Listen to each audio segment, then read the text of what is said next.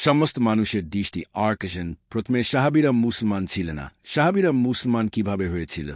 প্রথমে সাহাবীরা বিভিন্ন কাজ করত। সাহাবীরা বিভিন্ন কাজ থেকে সরে এসে কিভাবে মুসলমানের কাজে মনোযোগ দিয়েছিল? কালেমা হচ্ছে আল্লাহ পাকের পরিচয়। নবী প্রথমে আল্লাহ পাকের পরিচয়ের দাওয়াত দিয়ে সাহাবীদেরকে বিশ্বাস দিয়েছিল। যারা বিশ্বাস করেছিল তারা আল্লাহ পাকের পরিচয়ের দাওয়াত শিখেছিল।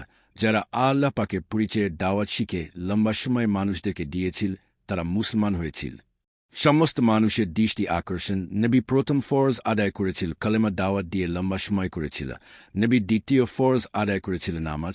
নবী তৃতীয় ফরজ আদায় করেছিল রোজা। নবী রোজার মাসে কিভাবে খাওয়া দাওয়া করত? নবী রোজা রেখে সারাদিন কিভাবে কাটাতেন? এই রকম কোন আয়াত কোরআন শরীফে নাই। নবী চতুর্থ ফরজ আদায় করেছিল হজ্জ। নবী কিভাবে হজ্জ আদায় করেছিল? নবী হজ্জ আদায় করতে কি করেছিল? সেই আয়াত কোরআন শরীফে নাই। নবী পঞ্চম ফরজ জাকাত আদায় করেছিল। নবী জাকাত কিভাবে দিয়েছিল? নবী জাকাত দেওয়া কিভাবে দিত? সেই আয়াত কোরআন শরীফে নাই। কোরআন শরীফে নবী যেভাবে চলেছিল সেভাবে কোরআন শরীফে আয়াত নাই।